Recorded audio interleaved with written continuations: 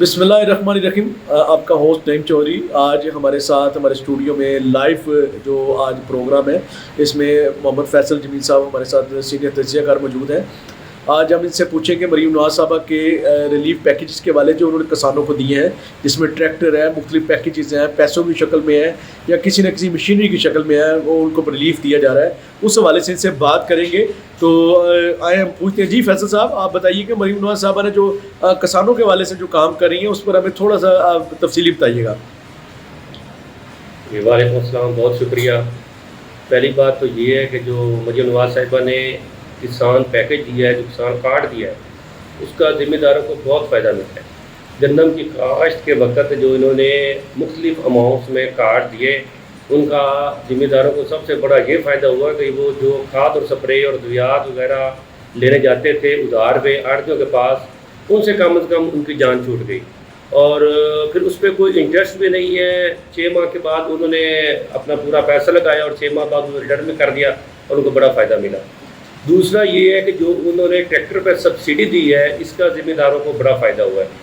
تو جو ٹریکٹر 28 لاکھ کا تھا، وہ سبسڈی کے بعد 10 لاکھ روپے کی سبسڈی کے بعد وہ ٹریکٹر ان کو 18 لاکھ روپے میں پڑا ہے، جس کا ذمہ دار کو بہت فائدہ ہوا ہے.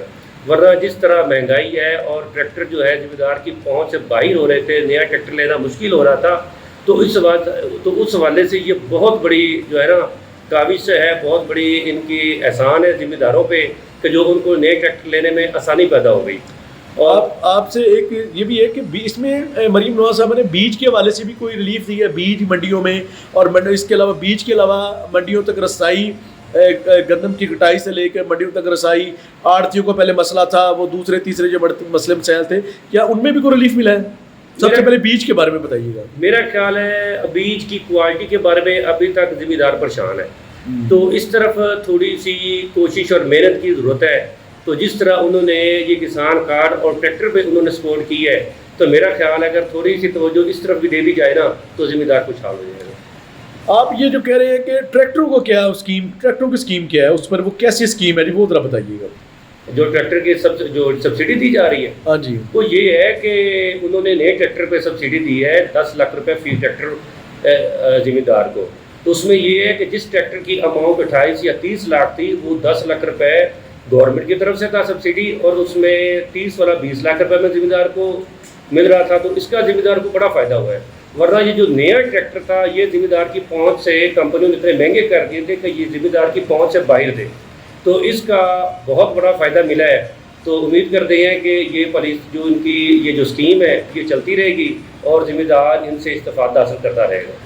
فیصل صاحب ایک اور بات بتائیے گا کہ پچھلے دنوں گندم کا ریٹ جو تھا وہ 2400 تھا، میرے 2200 یا 2400 تھا تقریباً، لیکن اس سے کسان خوش نہیں تھے. وہ کہتے تھے کھاد کا ریٹ بہت ہے، کھاد کی وجہ سے وہ بلیک میں مل رہی ہے، بڑے مسئلے سے. اس میں آپ کیا بتاتے ہیں؟ پھر دیکھیے گورنمنٹ نے اس میں گورنمنٹ نے آپ کو ساتھ کو تعاون کیا کسانوں کے ساتھ، اس میں ذرا مجھے کو بتائیں کہ کسان کیا کہتے ہیں.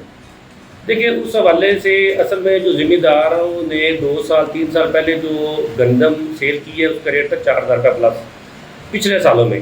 تو وہ جب اس سال ریٹ 2200 2400 پہ آیا ہے، تو وہ جو ہے نا وہ ذمہ داروں کو پریشانی تو ہوئی ہے کہ جو چیز ان کی 4000 پلس پہ بک رہی تھی، وہ ان کی 2200 2300 پہ آ گئی.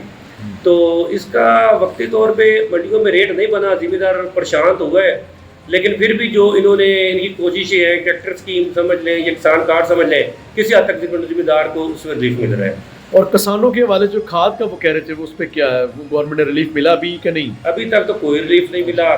تو آپ کوئی مریم نواز صاحبہ سے کسانوں کی طرف سے، کیونکہ آپ کو ایک میں تجزیہ کاری کے طور پہ اگر آپ اسٹوڈیو بیٹھے ہیں تو ایک کسانوں کی نمائندگی کریں، آپ کیا کہنا چاہتے ہیں مریم نواز صاحبہ سے، یہ بتائیے گا.